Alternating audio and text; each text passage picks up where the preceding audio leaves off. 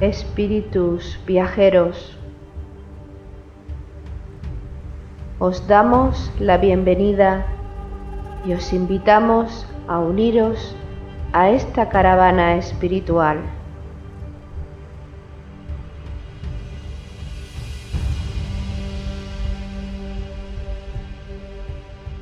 Recorreremos los áridos desiertos de nuestro egoísmo personal.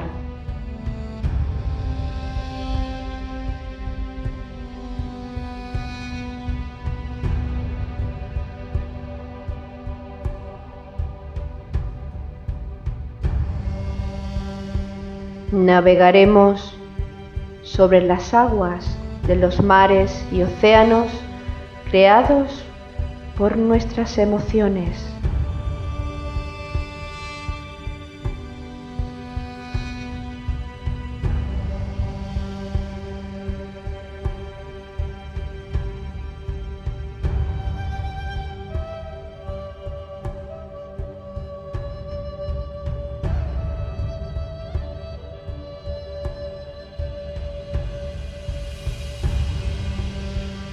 Caminaremos por los fértiles valles de nuestro despertar espiritual.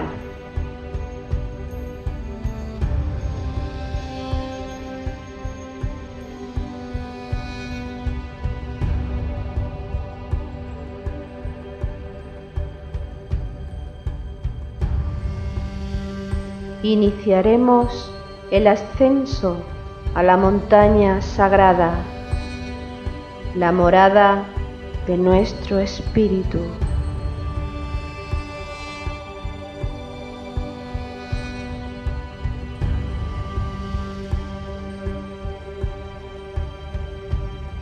Espíritu viajero, si sientes la llamada de tu corazón deseoso, únete a nuestra caravana hacia Shambhala con alegría y gozo.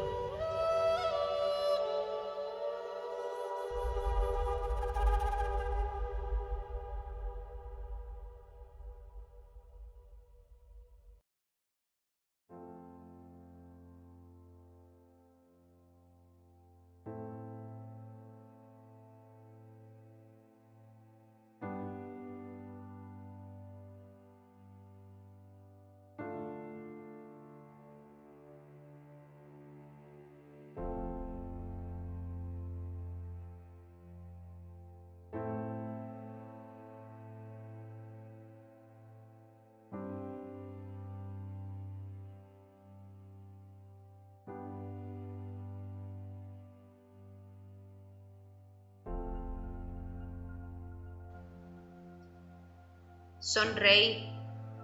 Os concedo el gozo de difundir la enseñanza de Cristo, el gozo de concebir la grandeza del universo, el gozo de la labor manifestada, la fatiga gozosa del logro.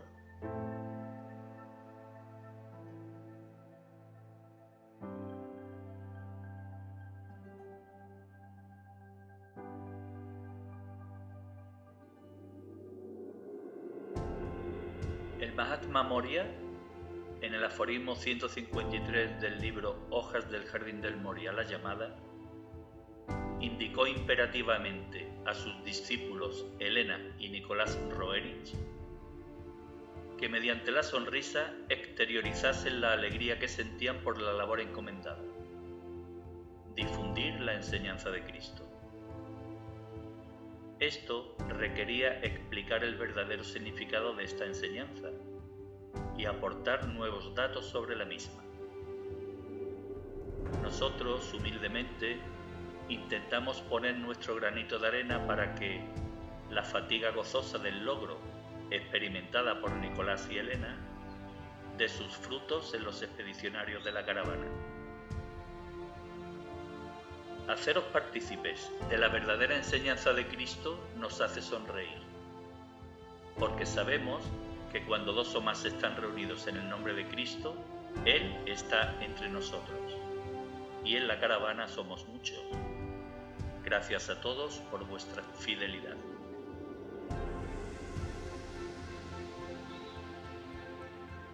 espíritus viajeros, almas en evolución, os damos la bienvenida y os invitamos a que nos acompañéis en esta 15ª jornada de nuestra caravana espiritual hacia Shambhala. Organizan la caravana Paco Ortiz y Loli Bermúdez. Proporcionan alegría a nuestros corazones las melodías compuestas por Juan Carlos García y Jesús Aragón. Desde la primera jornada nos regalan una espléndida sonrisa Jesús Jurado y Ana Castro. Saludos Jesús, Ana. Hola. Hola, una nueva oportunidad, la número 15. Y hablaremos del Cristo y sus enseñanzas apócrifas. Saludos a vosotros, Paco, Loli y Jesús, y agradecer esta introducción tan bella que nos invita a difundir las enseñanzas de Cristo y que cada cual, desde su libertad y realización, llegue a sus propias conclusiones. Además, estamos proporcionando herramientas para que las conclusiones que cada uno extraiga sean diferentes y estén apoyadas en diversos textos. Por este motivo hemos analizado en programas precedentes las enseñanzas canónicas, es decir, las reconocidas oficialmente por la Iglesia cristiana, y las enseñanzas apócrifas, que están recopiladas en los Evangelios apócrifos, en diversos textos, y en esta ocasión, en el día de hoy, analizaremos las enseñanzas que sobre Cristo se transmiten en los libros de Agni Yoga.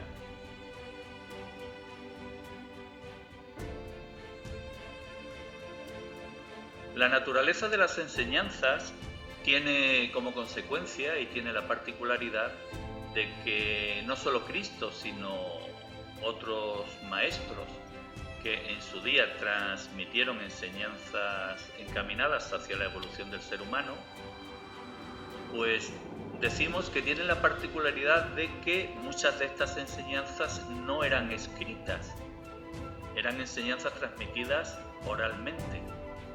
Por este motivo, en el libro supramundano se nos dice que precisamente Cristo era consciente de que nuestros escritos nunca podremos estar seguros de que alcanzarán a las futuras generaciones en su forma original.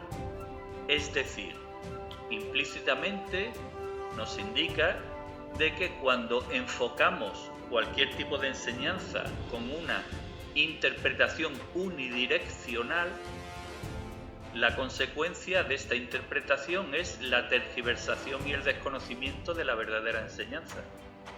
¿Qué opináis al respecto? Pues yo diría que nadie, ni ningún maestro, puede estar seguro de la interpretación que se le dé a la enseñanza. ¿Por qué? Porque ante todo somos seres libres, tan libres que no evolucionamos si nosotros no queremos y no hacemos el trabajo necesario del desarrollo de nuestra conciencia, nuestra esencia divina, y si no disponemos de una conciencia bien desarrollada, nuestras interpretaciones variarán dependiendo del nivel evolutivo de cada conciencia. Luego, efectivamente, es imposible que todos coincidamos en la misma interpretación. Los maestros, lógicamente, saben esto. La enseñanza del maestro está siempre encerrada en un símbolo. El método se organizó de esta forma porque se pretendía que con el análisis los discípulos, los seguidores, se convirtieran en auténticos artistas a la hora de desentrañar el pensamiento del maestro. Se hizo por varias razones, pero una de ellas era que en aquellos tiempos, cuando se da la enseñanza, no todo el mundo tenía el acceso a la cultura, a la educación como es en este momento presente. Fueron unos cuantos, algunos de los cuales no sabían leer ni escribir, los que captaron algunas palabras del maestro, no todas, y a partir de ahí desarrollaron esa captación en textos conocidos como evangelios. Cristo, entre muchas de sus enseñanzas, decía que la sabiduría no puede sobrevivir en la inconsciencia. Es obvio, si no ha habido un despertar de conciencia, una mínima expresión del alma, un conocimiento primario de lo que es la intuición, la captación intuitiva de un arquetipo, va a ser muy difícil que éste se pueda propagar. Más que nada lo que se pretende es que el propio individuo que transmite el mensaje sea un fiel reflejo de lo que expone. Y efectivamente, la sabiduría es fruto de la conciencia, de ser conscientes de todo cuanto hacemos y de desarrollar nuestra conciencia, resultado de la relación que tenemos entre nuestro espíritu y nuestra personalidad, mejor dicho, entre el espíritu y la personalidad. También hacía mucho hincapié en el proceso de muerte y reencarnación. Y leemos en Supramundano unas palabras que son muy sencillas y al mismo tiempo muy sabias, ¿no? Decía el maestro: no condenéis al difunto porque tal vez sea vuestro vecino mañana, ¿no? De hecho, es una manera de indicar claramente que el poder creador de la palabra es el que nos genera nuevas condiciones de vida. De hecho, los seres humanos, si supiéramos que cada vez que hablamos estamos materializando para el presente y muy especialmente para el futuro. Hay que decir que lo que materializamos no es de muy buena calidad. Por ello nos vemos obligados una y otra vez a tomar una vestidura carnal, para ir deshaciendo todos los entuertos, todas las equivocaciones que en vidas pasadas hemos cometido. Y yo entiendo que también se nos habla, una vez más, de no juzgar y no condenar, porque con la medida que juzguemos y condenemos, igualmente seremos juzgados y condenados, porque la ley es igual para todos.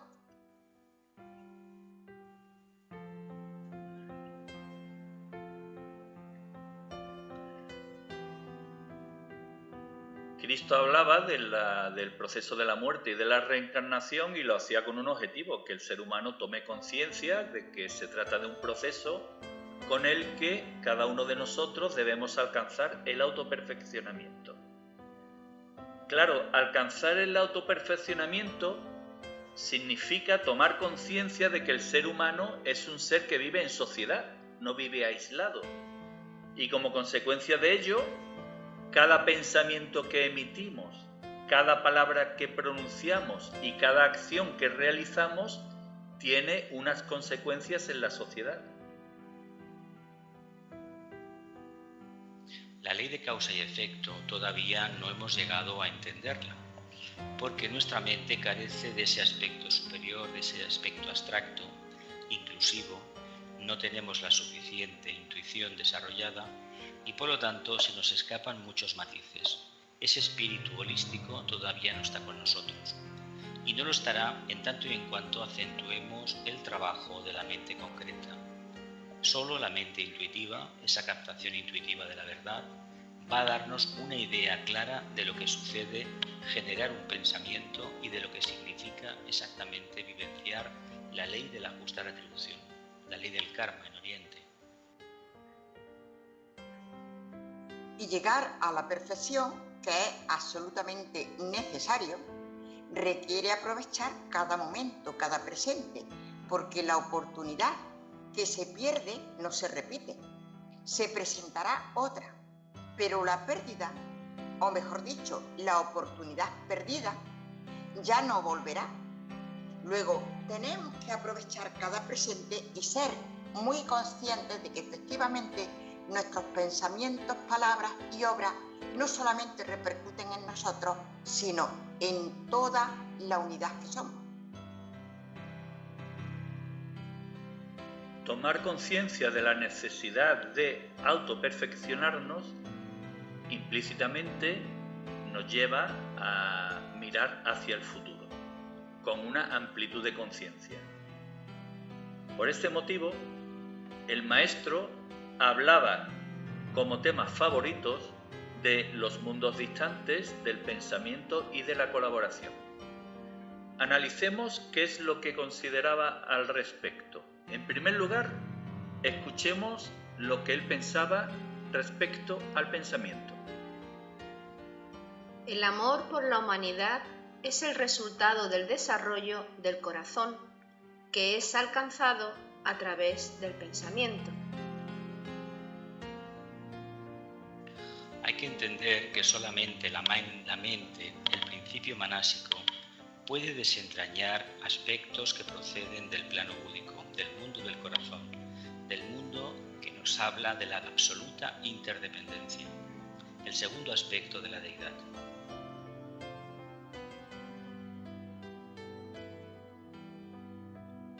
Respecto a la colaboración, él decía: Los transgresores de la colaboración deben ser juzgados como seres perjudiciales al bienestar público, y su destino tendrá que ser la expulsión.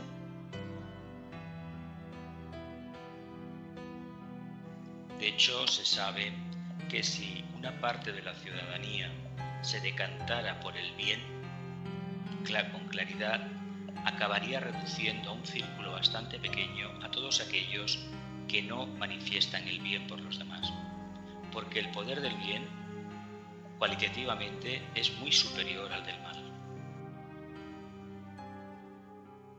Yo creo que esta es una gran enseñanza, la que contienen estos textos, que precisamente nos hablan de la unidad que somos, que no tenemos por qué aislarnos, que nuestro trabajo es ayudarnos y servirnos mutuamente, y para ello utilizar los pensamientos, palabras y obras correctas. Y este trabajo dará como resultado el amor, el auténtico, el verdadero, el que el Padre da a sus hijos y sin embargo nada nos pide, nada nos da de reprimenda porque utilicemos mal esa libertad y la utilicemos por propia elección y descubramos nuestra esencia y construyamos nuestra verdadera vida libremente, con nuestro propio esfuerzo, nuestro propio trabajo y nuestras propias decisiones.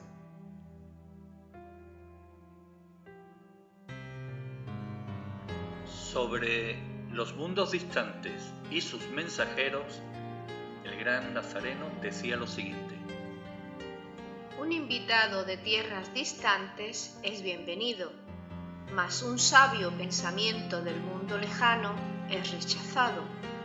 Tú buscas noticias nuevas en el mercado, pero ignoras a los mensajeros de la luz.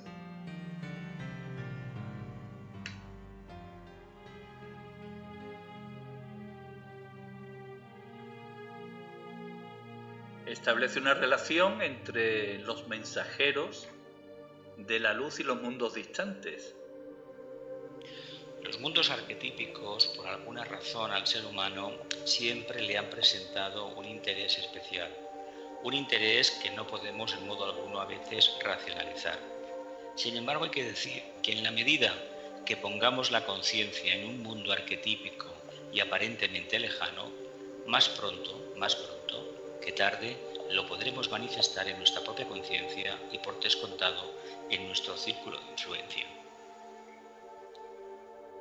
Los mundos sutiles o superiores y los espíritus más elevados están ahí, dispuestos a prestarnos su ayuda cuando nosotros estemos preparados. El maestro aparece cuando el discípulo esté preparado.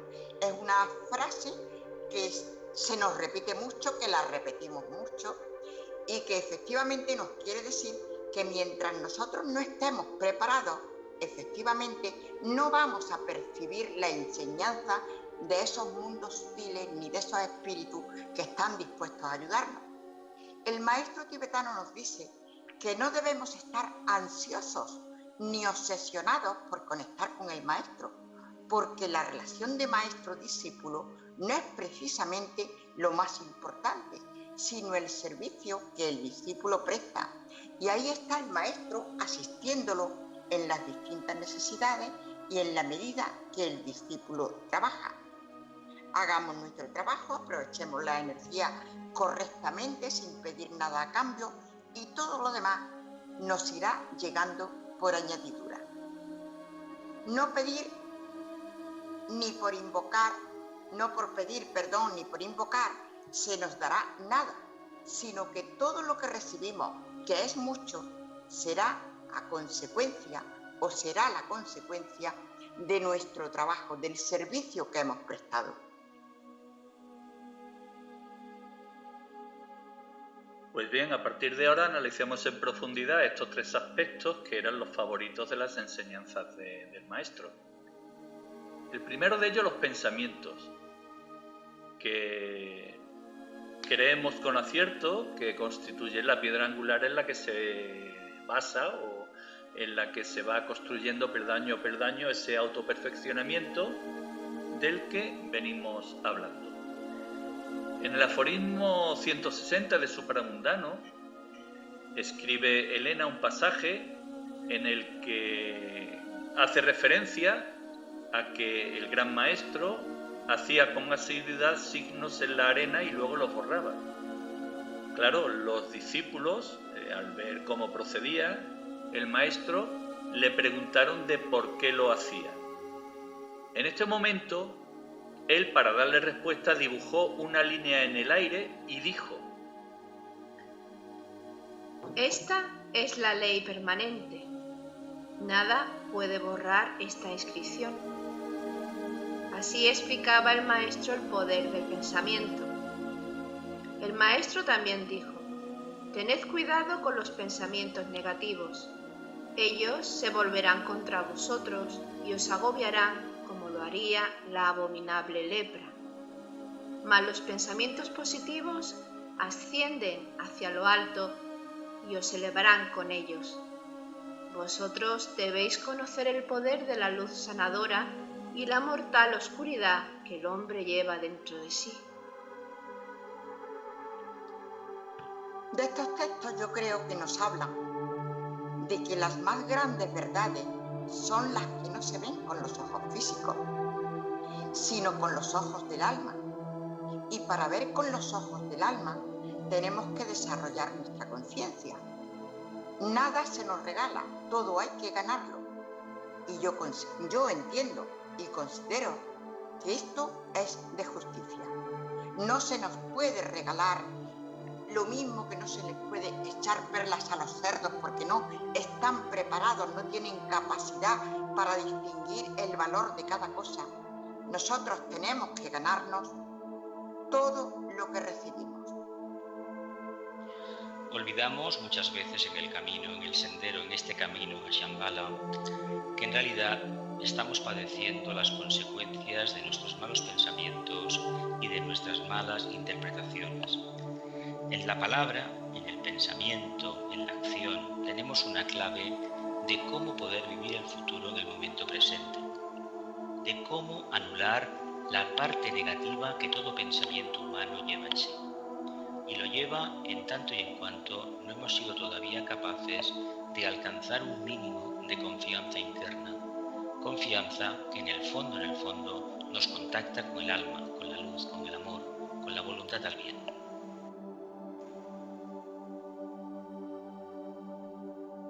Tener buenos pensamientos significa tener habilidad para contemplar la verdad, tal y como decía el Nazareno. Y claro, ¿por qué el hombre no contempla la verdad? Pues porque su mente está llena de ansias de asesinar.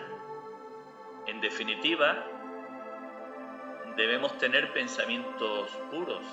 Esta pureza de pensamiento es la que nos permitirá mirar hacia el futuro, mirar hacia el infinito. Debemos de aprender a mirar hacia el infinito. ¿Y cómo hacerlo? Pues pasito a paso.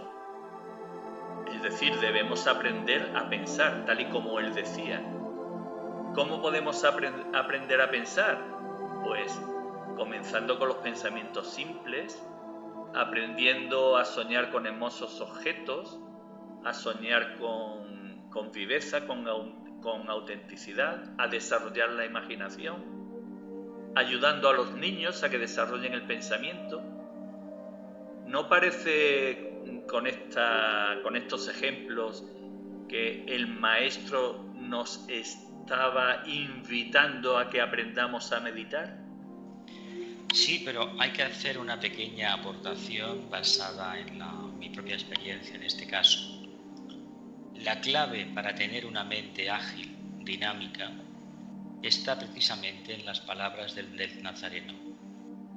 Ama a tu prójimo más que a ti mismo.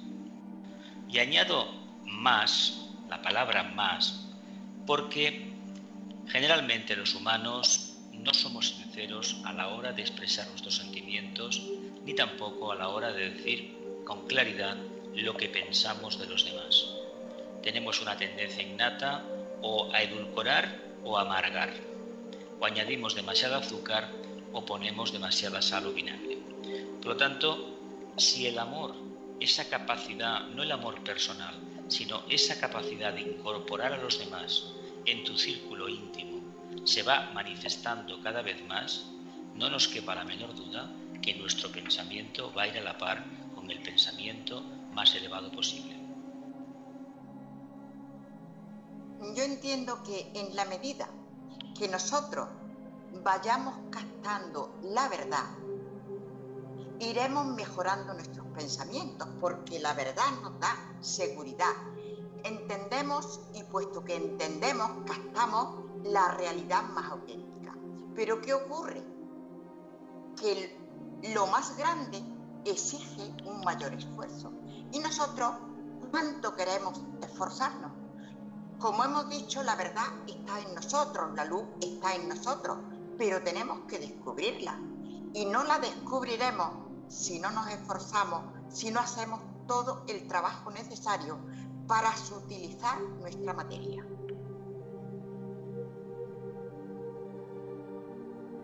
Nuestros pensamientos construyen el futuro. Por este motivo, decía el Nazareno: dejad que vuestros pensamientos vuelen delante de vosotros para preparar moradas nuevas y hermosas. De hecho, cuando pensamos de una manera elevada de todo lo que acontece alrededor nuestro, de las amistades, de la humanidad, lo que estamos dando, imprimiendo una energía especial a una creación nuestra. Esa creación nuestra, al final, nos va a volver cargada con la parte más elevada del mejor pensamiento de la familia humana. Y el pensamiento podrá ser correcto cuando efectivamente nosotros desarrollemos nuestra conciencia y nos comportaremos correctamente en la sociedad, con todos, con los más educados, con los más cultos, con los religiosos, con los espirituales, así como con los mal educados, los incultos, los ignorantes, con todos absolutamente, porque comprenderemos y sabremos estar a la altura de cada circunstancia, porque por todos esos pasos de incultura, mala educación, etcétera, por todos pasamos, todos absolutamente. Con lo cual, si en la medida que nosotros nos desarrollamos espiritualmente, iremos comprendiendo todos esos niveles y amaremos, respetaremos y crearemos pensamientos propicios para que el mundo cambie.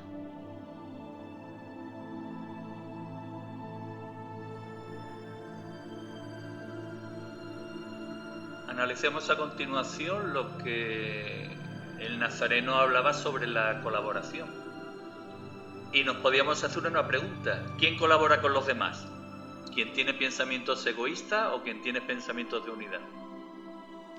Aquel que tiene pensamientos de unidad, hay que pensar que está trabajando en una frecuencia mucho más elevada, aun teniendo en cuenta que los humanos, por muy buenas intenciones que tengamos, sabemos que vamos a errar continuamente. Pero lo importante es ir superándose poco a poco. Y al final ese pensamiento natural, que no surge de un planteamiento de vida, sino que se genera de manera espontánea, porque hay amor hacia todo lo manifestado y por descontado hacia el reino humano, este pensamiento va a establecer una red mundial que al final por ahí se va a manifestar las mejores cualidades de los seres humanos. Eso ya lo estamos viendo en estos tiempos. Es que yo creo que cuando empezamos a concebir la unidad, en nosotros se está despertando la intuición. Y si se está despertando la intuición, eso es fruto de un trabajo que hemos hecho. La intuición no es una luz que se nos enciende por arte de magia. La intuición es un premio que vamos recibiendo, ese premio del que nos habla la Biblia, de recibiréis el 100 por el trabajo que nosotros realizamos. No somos unos elegidos, somos unos hijos de Dios a su imagen y semejanza, que en la medida que trabajemos y crezcamos espiritualmente, en esa medida recibiremos. Y como era propio en él, en un ser de su sabiduría, en un ser de su naturaleza, utilizó un ejemplo para explicar a sus discípulos el sentido de la colaboración. Lo hizo aprovechando que pasaba por un muro que estaba formado por grandes bloques de piedra, pero bloques de piedra que no estaban unidos entre sí por ningún tipo de argamasa, sino simplemente colocados uno junto a otro en una perfecta unión. Y claro, este muro de piedra había resistido el paso del tiempo, había resistido terremotos, mientras que otros, construidos con medios, digamos, más artificiales, no habían resistido tales terremotos. Por este motivo, poniendo como ejemplo el muro, el Nazareno le dijo a sus discípulos: Es mejor y más fuerte cuando los corazones se unen espontáneamente. Dichas uniones no necesitan de ayudas artificiales y menos aún de cualquier vínculo monetario. Guárdate especialmente de los vínculos monetarios. Siempre que hay un interés, ya sea este intelectual, falsamente espiritual, social o personal, hay que decir que estamos por un camino errado. Solamente debe existir un interés en el cual ya de antemano tengamos claro que no deseamos nada para nosotros mismos. Algo difícil en apariencia, pero que cuando uno ha sido tocado por esta energía, evidentemente se da la cuenta de lo fácil que puede resultar llegar a ser manifestarla de manera espontánea.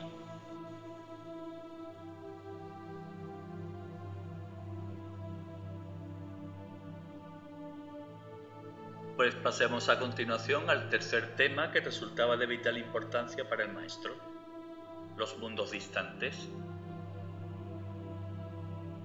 En diversos aforismos del libro supramundano leemos la opinión que el maestro tenía de los mundos distantes. Por ejemplo, en el aforismo 191.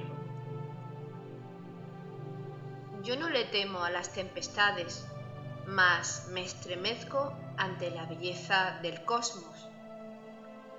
Que no nos engañe la magia de la naturaleza terrenal, es solo una gota en el océano del infinito. De hecho, los seres humanos tenemos 5 sentidos y nos volvemos esclavos de los mismos. Sin embargo, olvidamos que somos mucho más que todo eso. Por lo tanto, dejemos de lado nuestro pequeño yo y veamos la magia que hay a todo nuestro alrededor. Cuando tengamos un problema, realmente miremos el cosmos, miremos hacia arriba, veamos la luna, el sol, las estrellas. Ahí, en ese punto, está la clave de la solución de nuestros problemas. Naturalmente todo esto que estamos tratando, dicho así, parece que estamos hablando de un cuento muy fácil de hacer, etc. Realmente es difícil, porque efectivamente nosotros aquí estamos rodeados todos de materia. La materia es lo que prima, la materia la necesitamos para vivir, para relacionarnos, y sin embargo tenemos que elevar nuestras miras hacia lo superior. Elevando nuestras miras hacia lo superior, los miedos, los eliminaremos también. Pero ¿realmente esto es fácil? No, no es fácil en absoluto. Tenemos que fortalecer nuestra esencia espiritual para poder estar en el camino de los hombres, conociendo los caminos de Dios. Para realizar ese fortalecimiento del que hablas, Ana, tienen un papel fundamental el ritmo y la armonía. En el organismo humano, el ritmo y la armonía yacen adormecidos, mas nosotros tenemos que despertarlos, ya que esta música debe convertirse en un factor importante para nuestra educación. Sin ritmo y sin armonía, no entraremos en los reinos más elevados. El universo existe gracias al movimiento, que es regulado por el ritmo. Pero la gente no se da cuenta que el latido del corazón es un símbolo del movimiento del universo. Así, el pensador dirigía la atención a los reinos más elevados. Y ritmo y armonía están en nuestras cualidades, pero tenemos que descubrirlas. Nunca tendríamos que dejarnos arrastrar por la inercia, lo cual implica trabajo y olvido de nosotros mismos, algo difícil de entender por nuestra personalidad, a la que hemos de marcarle nosotros. Nuestra esencia tiene que marcarle a la personalidad el ritmo y la armonía. De hecho, entender estas leyes de la naturaleza supone un interés muy grande por todo lo manifestado. Cuando uno observa la misma naturaleza, se da cuenta que hay como una especie de programa informático que es absolutamente perfecto. Somos los humanos los que hemos pervertido este programa, estas leyes de ritmo y armonía, y las queremos hacer trabajar para nuestra conveniencia. Ahí nos equivocamos porque interactuamos de manera negativa, egoísta, con estas energías. Aplicado a la vida diaria, ¿qué significaría el ritmo, hablando espiritualmente, con un afán de autoperfeccionamiento? Yo entiendo que el ritmo y armonía están íntimamente relacionados, porque quiere decir que actuemos con ritmo, con firmeza, con regularidad y armónicamente. ¿Qué ocurre? Yo he hecho antes referencia a no dejarnos arrastrar por la inercia, y es vencer la inercia, esa tendencia que todos tenemos a si estoy a gustito no me muevo, sigo de esta manera, si estoy contenta no dejo de hacer lo otro porque yo ahora aprovecho este momento. Nos dejamos arrastrar por la inercia y tenemos nosotros mismos desde nuestro interior que marcar ese ritmo y esa armonía que necesitamos en nuestra vida y que necesita el mundo y la sociedad. Ritmo en este caso habla de constancia, de esa capacidad de la mente, de la conciencia humana, esa capacidad rajásica de actividad. Si queremos cualquier logro en la vida diaria, en la vida humana, en la vida planetaria, hay una constancia en todos los ciclos. Veamos el primer ciclo que tenemos, la noche y el día.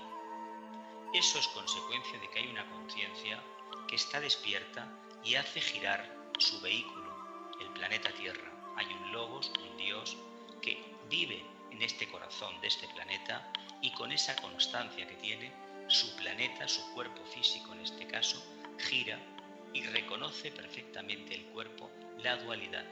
Los humanos nos cuesta mucho entender eso. Por lo tanto, tenemos salidas de caballo muy rápidas, hacemos grandes sprinters, pero sin embargo tenemos unas caídas después fulminantes.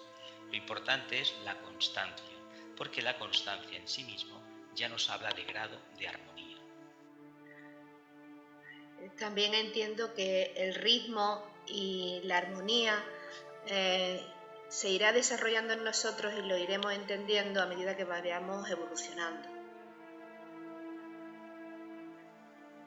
un ser humano que evoluciona y que dirige su pensamiento y su intencionalidad en la vida hacia los mundos distantes puede estar representado a lo largo de la historia mediante el símbolo de un ser con alas?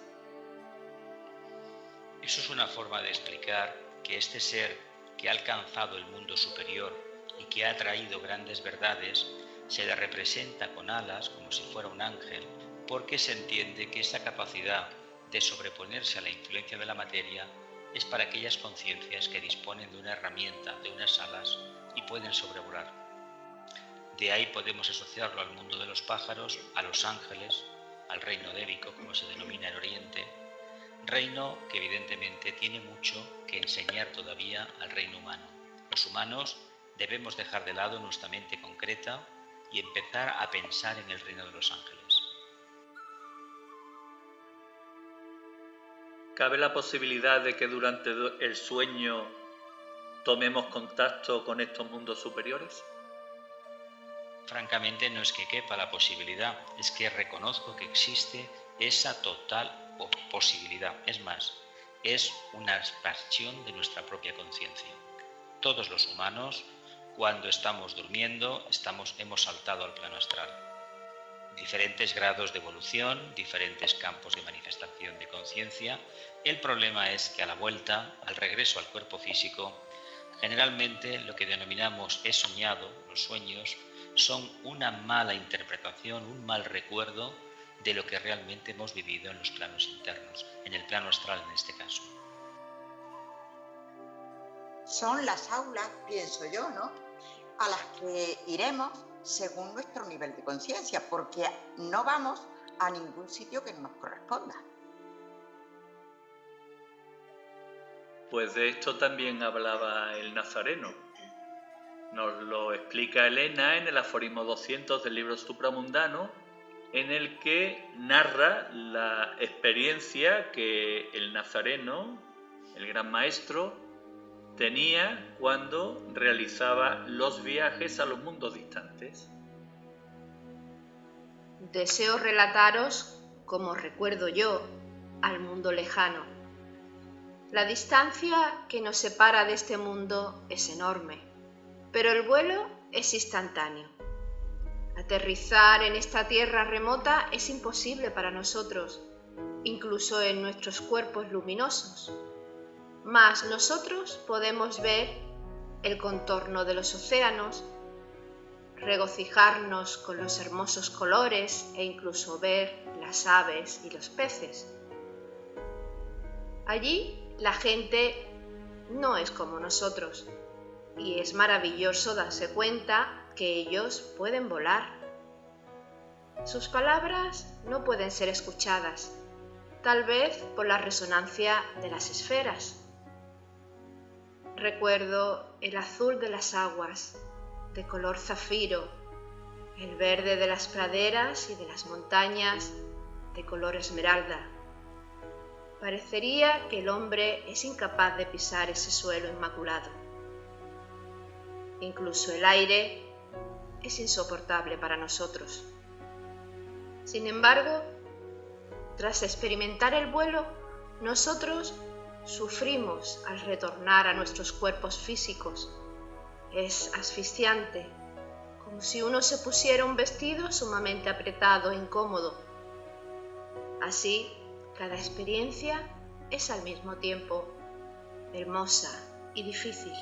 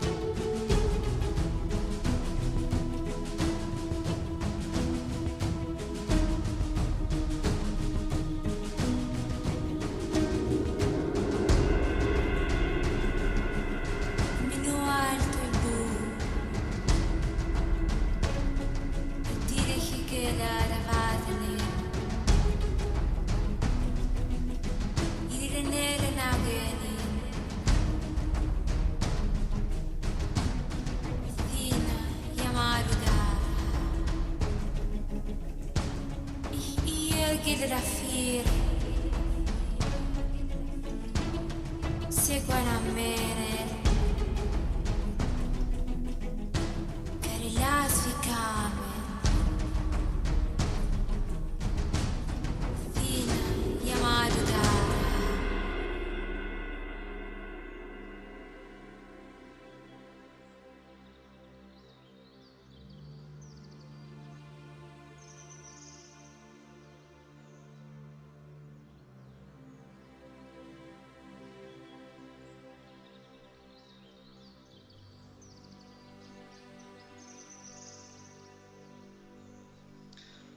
Nos hace un relato precioso de los mundos superiores, de los mundos arquetípicos, una manera muy hermosa, muy metafórica de exponerlo.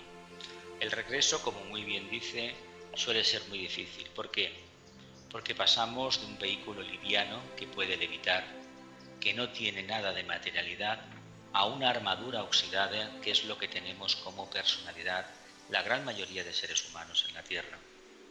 Es muy difícil, imaginemos por un momento, cuando hemos visitado un museo, un castillo, ponernos una armadura y hacer nuestras actividades diarias con esa armadura puesta. Pues, aunque parezca una paradoja, eso es lo que llevamos todos los seres humanos en el planeta Tierra. Para unos esa armadura será de un metal muy liviano, pero para otros puede que sea una auténtica coraza de hierro. Por eso es tan difícil y tan insufrible el mundo de la manifestación karmática.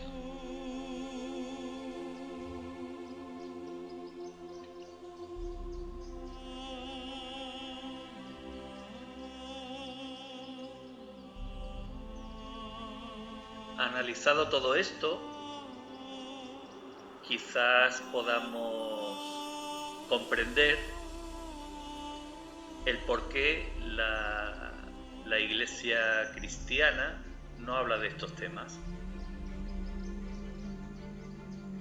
Sin embargo, sí que emplea los textos canónicos para justificar su existencia. Y sobre todo las célebres palabras del Maestro a Pedro, en las que le decía sobre Pedro, sobre ti construiré mi iglesia. Algo que parece contradictorio, puesto que durante su vida pública, Cristo, Jesús, el Nazareno, tuvo un enfrentamiento constante contra la jerarquía religiosa y contra los fariseos. Es difícil pensar que él plantease el crear una estructura con unos fundamentos similares. La verdad es que es la parte de la historia del cristianismo más compleja de dilucidar, mucho más que la ortodoxia del Padre, el Hijo y el Espíritu Santo. ¿Qué sucedió en los primeros siglos del cristianismo? Tiene mucho que ver con el deterioro del Imperio Romano. No olvidemos que el Imperio Romano ya tenía una crisis profunda y lo que hizo la idea del cristianismo es ni más ni menos que potenciar esa brecha, hasta que al final, como hemos podido ver por la historia, en Occidente el Imperio Romano cae en el siglo V, en el año 476, y 1000 años después lo hace el Imperio de Bizancio, lo que es el Imperio Romano de Oriente. ¿Qué pasó en los primeros siglos del cristianismo? Si conocemos un poco de las famosas herejías, de cómo esta enseñanza, esta nueva dispensación se manifiesta en la tierra, en el antiguo Imperio Romano, veremos por qué se acabó creyendo lo contrario de lo que se pretendía. Se criticaba los cultos lunares y se acabó llenando las iglesias, en este caso de los católicos nada más, de imágenes exactamente igual que en los templos lunares o templos paganos del culto romano. Todo aquello que se combatió resulta que fue después asumido.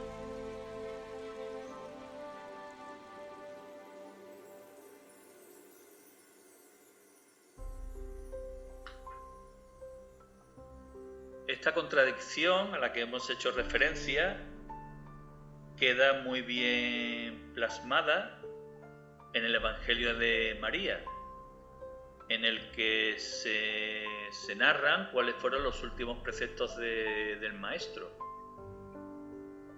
En este Evangelio decía el Maestro lo siguiente: El Hijo del Hombre está dentro de vosotros, seguidlo. Los que lo busquen lo hallarán. Id y proclamad el Evangelio del Reino. No impongáis más preceptos que los que yo he establecido para vosotros, y no deis ninguna ley como el legislador, para que no seáis atenazados por ella. Dicho esto, partió. Aquí está la clave de lo que sucedió. En realidad, si ellos hubieran actuado de esta manera acuariana como el Maestro les enseñó, hay que decir que esta religión no hubiera tenido la cantidad de seguidores y de fieles que ha tenido a lo largo de la historia, porque el Maestro, con bien conocedor de la ley oculta, de la ley karmática, no puede imponer absolutamente nada.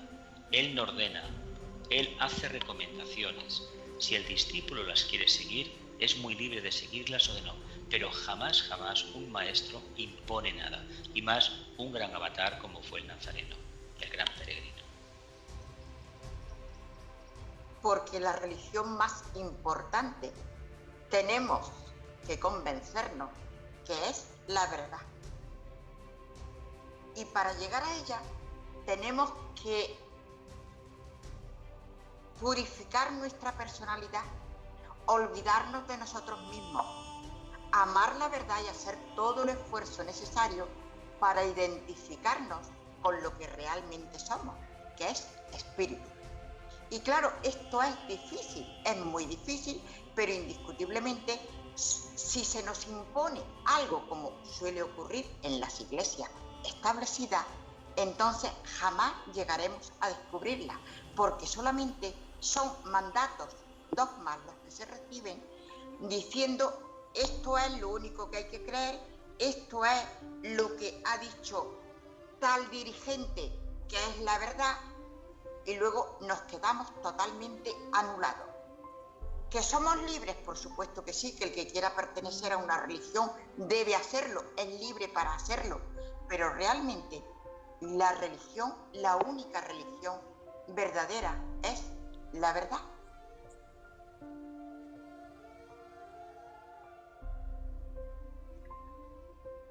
La verdad que mora en el espíritu. Por eso, por este motivo, quizás la síntesis de la reflexión que en voz alta hemos realizado sobre Cristo y la religión organizada nos venga manifestada en el aforismo de Hojas del Jardín del Moria, Iluminación, en el que podemos leer lo siguiente: No en un templo, sino en espíritu, tú orarás. Esto, a mi modo de ver, tiene mucho que ver también con esa capacidad que se desarrolla mediante la práctica de la meditación esotérica, esa concentración de las energías de la mente a la búsqueda de lo más sublime, de lo más profundo del ser humano. Ese es el verdadero templo, el vehículo causal. Pero claro, enseñar a los feligreses a pensar, a que a través del pensamiento, de las continuas preguntas, pudieran despegar de su etapa poco menos que animálica, es un trabajo a realizar, pero tiene un pequeño problema. Cuando al pueblo, a los feligreses, se les da libertad y se les enseña a avanzar, la jerarquía de esa religión, los que mandan en ella, tienen el asiento temblando. ¿Por qué? Porque cualquier error que detecte el pueblo, la feligresía, acabará precisamente con esa curia, con ese grupo gobernante. Ha sido mejor para ellos, en este caso, mantener a la población, a los feligreses, en la ignorancia. De esta manera se ha podido disponer al antojo del grupo dirigente.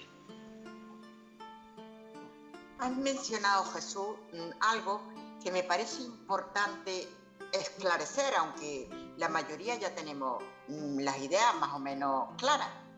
Has hablado de la meditación esotérica. Y yo quiero recalcar, porque yo a veces veo cómo preguntan qué es la meditación esotérica, la meditación ocultista, el pensamiento simiente, etc. Y me parece bueno que aprovechemos esta oportunidad para decir que efectivamente la meditación mística y la meditación ocultista se diferencian en algo. La meditación ocultista no busca evadirnos.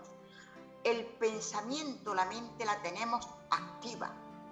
¿Por qué? Porque estamos desarrollando la mente.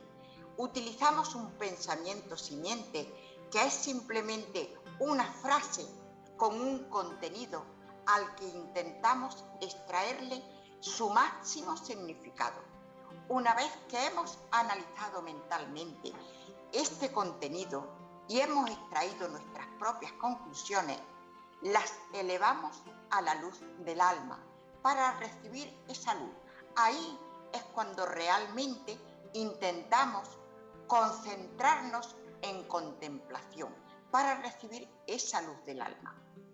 O sea, estoy hablando lógicamente de Raja Yoga, meditación absolutamente necesaria para poder desarrollar la mente y en algún momento determinado poder acercarnos al Agni Yoga, porque el Agni Yoga representa la unión de la mente concreta con la mente abstracta superior.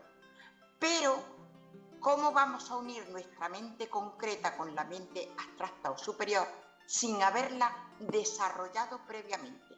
Hay que desarrollarla a través del Raja Yoga para después poderla trascender e intentar unirnos con la mente abstracta o superior. De hecho, lo que cualquier meditación esotérica pretende es despertar el espíritu crístico. No le pondremos el calificativo de crístico, porque hay gente que todavía lo asocia a los cristianos, sino que crístico en este caso sería el despertar de ese aspecto egoico del segundo rayo de amor y sabiduría. Para eso no son necesarios los templos. Es más fácil construir un templo que desarrollar el vehículo causal.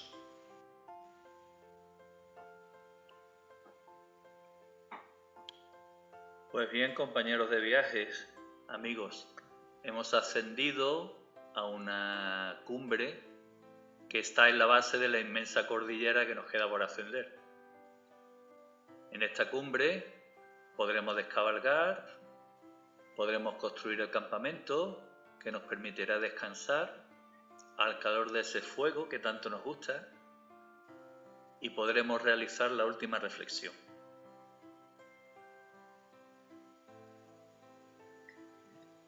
Bueno, pues yo me uno a Ana cuando ella ha dicho que tenemos que trabajar mucho la personalidad, porque por mucho conocimiento que adquiramos, si no nos trabajamos a esos niveles de la personalidad, poco vamos a hacer.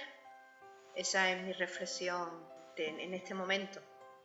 Y ya veo por ahí que están nuestros compañeros haciendo una fogata, nuestros amigos, y me voy para allá con ellos. Pues estupendo, Loli. Yo pienso también unirme a esa fogata, a ese fuego purificador que nos representa la vida espiritual, y ojalá que seamos capaces de caminar, de ayudarnos y de llegar a la cima de esa montaña por la que estamos ascendiendo. Me uno al grupo, me siento alrededor de esa fogata fraternal, esperando compartir con todos vosotros y con cuantos peregrinos accedan a sentarse en nuestro camino, acceder a nuestro trabajo, compartir lo mejor de nosotros mismos. Pues en este grupo que hemos formado alrededor de la fogata, me gustaría indicar para cualquier peregrino que nos escuche que no piense que nuestras palabras respecto a la religión organizada, en este caso a la religión cristiana, que es la más cercana, son palabras que tienen por objetivo denigrarla, ni muchísimo menos. Solo intentamos poner en valor las palabras del Nazareno, esas palabras que fueron ocultadas y que reflejan una grandísima verdad. la verdad del Espíritu, el Espíritu donde mora la verdad. Por este motivo, el último aforismo que leímos hacía mención a las palabras de Cristo, cuando Él dijo: no en un templo, sino en espíritu tú orarás. Por este motivo, para finalizar, haremos lectura de un aforismo que para Loli y para mí son muy importantes. Aforismo que de alguna forma sintetiza todo lo que hemos estado conversando y analizando en la jornada de hoy y en jornadas que han precedido a la actual. Se trata del aforismo 153 del libro Hojas del Jardín de Moria.